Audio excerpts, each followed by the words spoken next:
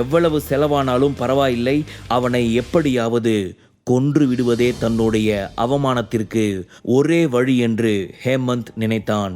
இந்த நேரத்திலும் அவன் சமயோஜிதமாக அவன் கொடுத்த 200 மில்லியனையே திரும்பி கொடுப்பதாக சொன்னான். இதனால் ஹேமந்துக்கு அடிவாங்கியதை தவிர பண ரீதியாக எந்த நஷ்டமும் ஏற்படவில்லை. அவன் சொன்னதை கேட்ட விக்ரம் கோபமாக அவனை பார்த்து முறைத்து, நீ என்கிட்ட இருந்து தேவையில்லாம 1 மணி நேரத்தை வேஸ்ட் பண்ணிருக்க.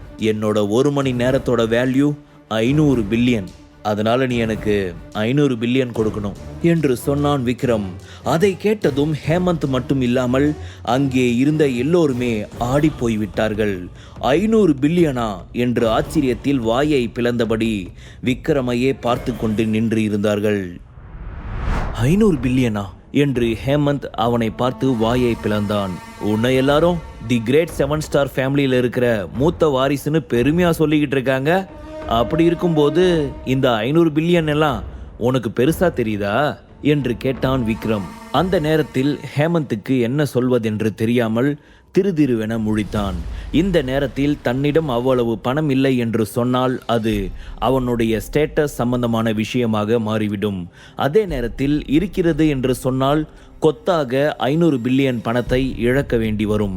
கொஞ்சம் யோசித்து பார்த்த ஹேமந்த் கடைசியில் மானத்தை விடவும் பணம்தான் பெரியது என்ற முடிவுக்கு வந்தான். விக்ரம், 500 பில்லியன் எல்லாம் ரொம்ப அதிகம்.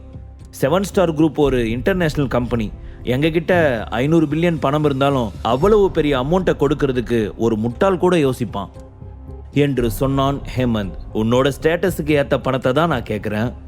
நீங்கள் என் ஒய்ஃபை ஹர்ட் பண்ணதுக்கு நான் இதை விடவே அதிகமாக கேட்கணும். ஆனால் உங்கள் மேலே பாவப்பட்டு நான் இந்த பணத்தை கேட்குறேன். நீங்கள் வேஸ்ட் பண்ணுற ஒவ்வொரு நொடியும் என்னோட ரேட்டை அதிகமாக்கிக்கிட்டே போகும். தேவையில்லாமல் என்னோட டைமை வேஸ்ட் பண்ணாத. உனக்கு இன்னமும் 1 நிமிஷம்தான், அதுக்குள்ளே ஒரு முடிவு எடு என்று அவனை பார்த்து கோபமாக சொன்னான் விக்ரம். இன்று தேவையில்லாமல் வந்து விக்ரமிடம் மாட்டிக்கொண்டதாக நினைத்தான் ஹேமந்த். அந்த நேரத்தில் அவனுக்கு என்ன முடிவு எடுப்பது என்று தெரியாமல் அதிர்ச்சியில் அப்படியே சிலை போல உட்கார்ந்திருந்தான். ஒரே நிமிஷத்துல யாராலாவது 500 பில்லியன் பணத்தை ரெடி பண்ண முடியுமா? பிரிண்டிங் மிஷின்ல கூட அவ்வளவு காசு பிரிண்ட் பண்ண முடியாது. அவனோட 1 மணி நேரத்தை வேஸ்ட் பண்ணதுக்கு இது ரொம்ப பெரிய பனிஷ்மெண்ட். இது நியாயமே இல்லை. இவ்வளவு பெரிய அமௌண்ட்டை கேட்கறதுக்கு அவனுக்கு கொஞ்சமாச்சும் மனசாட்சி வேண்டாமா என்று மனதிற்குள் அவனை திட்டிக் கொண்டு இருந்தான் ஹேமந்த். காரணமே இல்லாம இத்தனை பணத்தை கேட்டா என்னால் எப்படி கொடுக்க முடியும்? நீங்க என்ன மென்டலி ரொம்ப டார்ச்சர் பண்றீங்க. இதனால நீங்க நிறைய விஷயத்த லாஸ் பண்ண வேண்டி வரும், ஜாக்கிரதை என்று கோபமாக சொன்னான் ஹேமந்த். நீ கேட்ட பணத்தை நான் மரியாதையோட கொடுத்துருக்கேன். அதே நேரத்தில் நான் கேட்ட பணத்தை நீ கொடுக்கணும். ஒவ்வொரு தடவையும் கேள்வியை மாற்றி மாற்றி கேட்டால் என்னால் பதில் சொல்லிக்கிட்டே இருக்க முடியாது. என்னோட பதில் ஒன்று தான், 500 பில்லியன் என்று சொன்னான் விக்ரம். நேரம் போக போக ஹேமந்திற்கு அவன் மீது இருந்த பயம் கொஞ்சம் கொஞ்சமாக குறைந்து கோபம் அதிகமானது. ஒரு கட்டத்திற்கு மேல் பொறுத்து கொள்ள முடியாமல், என்னால் அவ்வளவு பணம்லாம் கொடுக்க முடியாது. உன்னால் என்ன பண்ண முடியுமோ பண்ணிக்கோ. உனக்கு அப்படி 500 பில்லியன் வேணும்னா அதுக்கு உன்னோட பொண்டாட்டியை வச்சு வேற எதையாச்சும் ட்ரை பண்ணு என்று கோபமாக கத்தினான். விக்ரமிடம் இருந்து எந்த ரியாக்ஷனும் வரவில்லை. மாறாக அவன் தன் கையில் கத்தியை எடுத்து ஹேமந்தின் கையை பிடித்து மேஜையின் மீது வைத்து, உனக்கு நான் கொடுத்த டைம் முடிஞ்சிடுச்சு.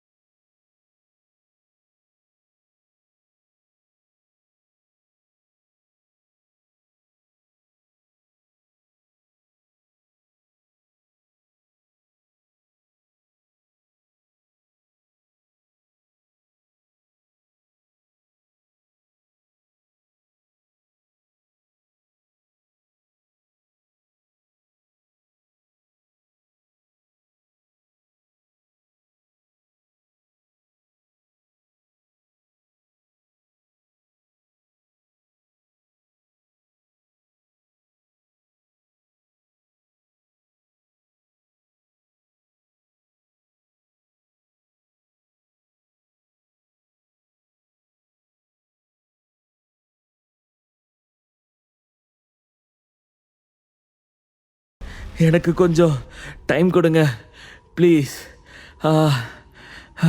என்று கத்தினான். ஹேமந்தின் அழுகை ஒரு பன்றி கத்துவதைப் போல எரிச்சலை ஏற்படுத்தியது. அவன் சோகமாக வழியில் அழுது கொண்டு, தயவு செஞ்சு என்னால் உன் கூட சண்டை போட முடியாது. நீ இப்படி டார்ச்சர் பண்ணுறதா இருந்தா அதுக்கு பேசாம என்னை கொன்னுடு என்று ஹேமந்த் பாவமான முகத்துடன் அழுது கொண்டே சொன்னான். இதுவரை அவனுடைய உடலில் ஒரு குண்டூசி கூட குத்தியது இல்லை. அப்படி இருக்கும்போது இது போன்ற கொடூரமான வன்முறையை எல்லாம் அவனால் கண்டிப்பாக தாங்கிக் கொள்ள முடியாது. சின்ன வயதில் இருந்தே ஆடம்பரத்துடன் எந்தவித வலியையும் அனுபவிக்காமல் சொகுசாக வாழ்ந்து கொண்டிருந்த ஹேமந்துக்கு இது சாவை விடவும் கொடூரமான தண்டனையாக இருந்தது. இப்படி டார்ச்சர் பண்றதுக்கு பதிலா தயவு செஞ்சு என்னை கொன்னுடு என்று சோகமாக கத்திக்கொண்டு அழுதான். அவனை பார்க்கும்போது அங்கே இருந்த எல்லோருக்குமே கவலையாக இருந்தது. என்னதான் அவன் கெட்டவனாக இருந்தாலும் அந்த நிலைமையில் அப்படி ஒரு தண்டனையை இதற்கு முன்னால் யாரும் நேரடியாக பார்த்ததில்லை. அவனுடைய அழுகை எல்லோருடைய காதிலும் கேட்டுக்கொண்டே இருந்தது. ஆனால் விக்ரமின் முகத்தில் எந்தவித சலனமும் இல்லாமல் எப்பவும் போல கேஷுவலாக இருந்தான். அவன் யார் வம்புக்கும் பிரச்சனைக்கும் போகாமல் தன்னுடைய மனைவியுடன் அமைதியாக டின்னர் சாப்பிட்டு கொண்டு இருந்தான். ஆனால் அங்கே வந்த அண்ணன் தம்பி இருவருமே தகாத வார்த்தைகளை பேசி அவர்களுக்கு இடையூறு செய்தது மட்டும் இல்லாமல் விக்ரமை அடிக்கவும் ஆட்களை ஏவினார்கள். ஆனால் அவர்களுக்கு தக்க பாடத்தை கொடுக்காமல் விடுவதும் மிகப்பெரிய தவறுதான் என்று எல்லோரும் நினைத்தார்கள். நான் அந்த பணத்தை கொடுத்துறேன், கிஃப்டா கொடுக்கறதா நினைச்சு அந்த பணத்தை நான் உனக்கு கொடுக்கிறேன். தயவு செஞ்சு இந்த கொடூரமான டிராமாவை இதோட நிறுத்திக்கோ என்று கண்ணீருடன் கெஞ்சினான் ஹேமந்த். ஆனால் விக்ரம் அவனது மன்னிப்பை காதில் கூட வாங்காமல், இப்போ என்ன பண்ண சொல்ற? உன்னை கொன்னுட சொல்றியா இல்ல பணத்தை வாங்கிக்க சொல்றியா என்று கேட்டுக்கொண்டே ஹேமந்தை பிடித்து அவனது கையை திருப்பி முதுகில் வைத்து பலமாக அடித்தான். உட்கார்ந்து இருந்த இடத்தில் இருந்து அப்படியே கீழே விழுந்து இன்னமும் வலியால் துடித்தான். விக்ரம் அவன் மீது கொஞ்சம் கூட இரக்கம் காட்டுவதாக தெரியவில்லை. ஹேமந்தின் உடல் மிகவும் சோர்வாக இருந்தது. அவனால் பேசக்கூட முடியாமல் அடிபட்ட பாம்பை போல தரையில் விழுந்து நெளிந்து கொண்டு இருந்தான். அப்போது விக்ரம் கேஷுவலாக அங்கே இருந்த ஒரு வெயிட்டரிடம் பிளாக் டீ கொண்டு வர சொல்லி ஒரு ஆழ்ந்த பெருமூச்சை விட்டுக்கொண்டு அருகில் இருந்த சேரில் உட்கார்ந்தான். அடுத்த சில நொடிகளிலேயே டீ அவன் கைக்கு வந்தது. விக்ரம் ஒரு சிப் டீயை குடித்துவிட்டு, என்னோட டைமை நீ ஈஸியா வேஸ்ட் பண்ணிட்ட, என்னையும் என்னோட ஒய்ஃபையும் நீ ரொம்ப ஹர்ட் பண்ணிட்ட, அதனால நான் உன்னை கொல்லாம விட மாட்டேன் என்று கூலாக சொன்னான். வேணா, ப்ளீஸ் வேண்டாம் விக்ரம், உங்களுக்கும் உங்க ஒய்ஃபுக்கு நான் ரொம்ப தொந்தரவு கொடுத்துட்டேன். அது என்னோட தப்பு தான். நான் உங்களோட காலில் கூட விழுந்து மன்னிப்பு கேட்க ரெடியா இருக்கேன். நான் என் அப்பாவை கூப்பிட்டுட்டு வர சொல்றேன். நீங்க கேட்குற பணத்தையும் நான் கொடுத்துட்றேன். என்னை விட்டுருங்க ப்ளீஸ் என்று விக்ரமிடம் கெஞ்சினான் ஹேமந்த். ஹேமந்தின் முகத்தில் ரத்தமும் கண்ணீரும் கலந்து வடிந்து கொண்டிருப்பதை பார்ப்பதற்கே மிகவும் பாவமாக இருந்தது. அந்த காட்சியை கண்டு அங்கே இருந்த அனைவருமே கண் கலங்கி நின்றார்கள். ஹேமந்த் மிகவும் பவர்ஃபுல்லான ஆளாகத்தான் அங்கே இருந்த எல்லோரும் இதுவரை பார்த்து கொண்டு இருந்தார்கள். ஆனால் இப்போது அவன் இப்படி அடிபட்டு கிடக்கும் போது மிகவும் பாவமாக தெரிந்தது. அவனை விடவும் ஒரு பெரிய ஆளிடம் மாட்டிக்கொண்ட போது அவனது நிலைமை மிகவும் பரிதாபமாக இருந்தது. சுந்தர் கிருஷ்ணா தனியாக செல்லும் போது தன் குடும்பத்தின் அனைத்து பொறுப்புகளையும் தொழில்களையும் விக்ரமிடம் ஒப்படைத்துவிட்டு விக்ரமிடம் கவனித்துக் கொள்ளுமாறு வேண்டினார். அப்படிப்பட்ட பவர்ஃபுல்லான விக்ரமிற்கு போட்டியாக யாராவது இருந்தால் என்ன ஆகும் என்று அங்கே நின்று எல்லாவற்றையும் பார்த்து கொண்டு இருந்த சதீஷ் நினைத்தான். கிருஷ்ணா குடும்பம் விக்ரமின் கீழ் இருக்கும் வரைக்கும் அதை யாராலும் அழிக்க கூட முடியாது என்று சதீஷ் முழுமையாக நம்பினான். அங்கே நடப்பதை எல்லாம் பார்த்து கொண்டு இருந்த சுரபி, விக்ரம், இந்த 7 ஸ்டார் குரூப்ஸுக்கு பின்னாடி ஒரு பெரிய பேக்ரவுண்ட் இருக்கும்னு தோணுது. இவங்களை தேவையில்லாம பகைச்சிக்கிட்டு ஏதாச்சும் பிரச்சனை வரப்போகுது, போதும் இதோட இவங்களை விட்டுடலாம் என்று சொன்னாள். அதை கேட்ட விக்ரம் அவளை பார்த்து லேசாக சிரித்தான். அந்த மாதிரி சங்கடமான சிச்சுவேஷன் இருக்காது. இது வெறும் 7 ஸ்டார் குரூப் தான். இது மேலே இன்னமும் என்னோட அட்டென்ஷன் விழலை. இன்னைக்கு நான் ரிலாக்ஸாக உன் கூட டின்னர் சாப்பிட தான் வந்தேன். உன்னை இன்னைக்கு ஹாப்பியாக வச்சுக்கணும்னு நினச்சேன். ஆனால் இவங்களால இன்னைக்கு நம்மளோட மூடே ஃபுல்லாக ஸ்பாயில் ஆயிடுச்சு. உன்னை கஷ்டப்படுத்துறது யாராக இருந்தாலும் நான் சும்மா விட மாட்டேன். என்று சொன்னான் விக்ரம். அதை கேட்ட சுரபியின் மனது நெகிழ்ச்சியில் நிறைந்தது. ஏனென்றால் இன்று விக்ரம் சுரபியுடன் நேரத்தை செலவழிக்க வேண்டும் என்று நினைத்ததை அவளிடம் சொன்னான். அது அவளுக்கு மிகவும் சந்தோஷத்தை ஏற்படுத்தியது. ஒருவேளை அவர்கள் இங்கே வராமல் இருந்திருந்தால் இந்நேரம் இந்த இடம் மிகவும் ரொமான்டிக்காக சென்று கொண்டு இருந்திருக்கும் என்று நினைத்தாள் சுரபி. என் கூட விக்ரம் டைம் ஸ்பெண்ட் பண்ண ட்ரை பண்றேன்னு சொல்றானா? அவனோட ஒய்ஃபுக்காக தான் இத்தனையும் பண்ணுனானா?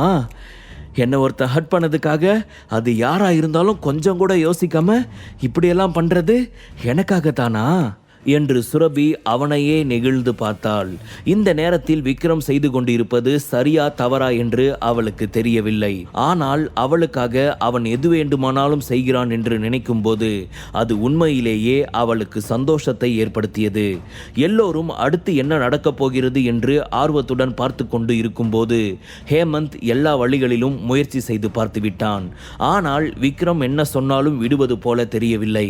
விக்ரம், நான் செஞ்சது தப்பு தான். உன்னோட நேரத்தை நான் வீணாக்கியிருக்க கூடாது. நான் பண்ணது உண்மையிலேயே பெரிய தப்பு. தயவு செஞ்சு என்னை எதுவும் பண்ணிடாத.